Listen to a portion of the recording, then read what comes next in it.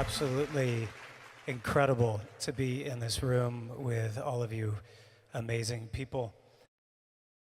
Hi, I'm Dawson Moss, and I'll be the host for the 2018 Best Actor Awards. Today we'll be talking about Jared Leto. First, we'll be talking about Leto's family life and his childhood. Jared Leto was born December 26, 1971 in Foster City, Louisiana. His mother, Constance Leto, divorced his father at a very early stage in Leto's life. He and his older brother, Shannon Leto, lived with their mother and their maternal grandparents. Leto's father remarried and ended up committing suicide when Jared was only 8 years old. Leto often moved to different cities with his family. He actually had a very poor childhood living on food stamps. Art and creativity were emphasized, but money and fame were just something that he could never dream of. As a child, Leto enjoyed the arts. He would play music often with his brother, except they played on an old, broken down piano. Leto actually dropped out of the 10th grade briefly, but after that, he decided to take his education a little more seriously. He finished high school at Emerson Preparatory School in Washington, D.C. After he found his passion in large-scale visual arts, he enrolled at the University of Arts in Philadelphia. Then, a spark of interest hit Leto: filmmaking. He then transferred to the University of Visual Arts in New York. Here, he wrote and starred in his first short film, Crying Joy. In 1992, Leto moved to Los Angeles to pursue a career in directing. He also wanted to take on some other roles in acting in the process. He caught some minor roles on television, but his big break came when he was casted in 1994 for the teen drama My So-Called Life. The show was praised for the way it portrayed adolescents and had strong fans despite being canceled only after one season. Why is that? I'm curious. I'd really like to know what it was that made it so incredibly boring. Just tell me, is it too emotional, too personal, too many big words? Shut up!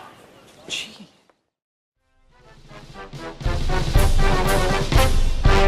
In 1997, Leto starred in the film Prefontaine, in which he played the role of an Olympian, Steve Prefontaine. In preparation for the role, Leto completely immersed himself in the life of a true Olympian runner. He trained for 6 weeks. He soon had a strong resemblance to the real Prefontaine, adapting his voice and running style. The role he played received nothing but positive reviews and can be considered one of his breakthrough roles. If acting and trying to direct wasn't enough for Leto, he formed the rock band 30 Seconds to Mars in 1998. Leto would now begin another career as a performer. All my life, I was never there, just a ghost, running scared. Even so, Leto still had a passion for acting, and would continue down that path too. In the year 2000, he played a heroin addict in the film Requiem for a Dream.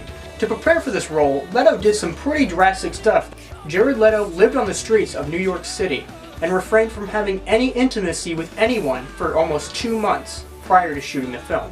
He even ended up starving himself and lost about 28 pounds to realistically play the heroin addict character. His performance was praised, as well as his emotional courage to the character's mental degradation. In 2009, Leto was in the science fiction film Mr. Nobody, in which he played the role of Nemo Nobody. He was required to play many different versions of himself, ranging from age 34 to 118 years old. He spent 6 hours daily on his full makeup and the adaptation of an old age man voice. The film premiered in 2009 at the Venice Film Festival. Critical response praised the film's artistry and Leto's performance. Careful, the chair is damaged.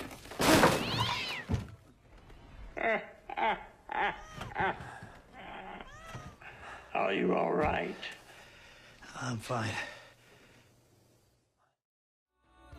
In 2013, Leto returned to true acting and had a role in Dallas Buyer Club. Leto portrayed Rayon, a transgender woman addicted to drugs. To completely play this role, Leto shaved his eyebrows, waxed his entire body, and lost 30 pounds. Could you talk a little bit about the filming of that scene and how that scene came together and what it was like to be in that scene as an actor? Yeah, it was probably a lot like watching it. You know, the entire film I had heels and tights and lipstick and fake eyelashes and wigs and scarves and all kinds of, accoutrements. I had all kinds of things happening. And I was very concerned about that scene because I knew it was incredibly important. It was the only time in the film I dressed like a man. When I put on the suit, I was so relieved that when I walked through the bank, I didn't have to rediscover who she was. I still moved. I still kind of glided across the floor as she would